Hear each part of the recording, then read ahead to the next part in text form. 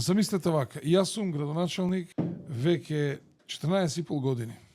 Јас секогаш за училиштава на тендер добива фирма која што треба да ги сервисира противпожарните апарати. Пред негде 8-9 месеца од ова заштита и спасување или Центар за управување кризи, инспектори се загнале во неколку мои училишта, влегуваат, прават записници. Ја мислам дека ова нешто политички или не знам што е.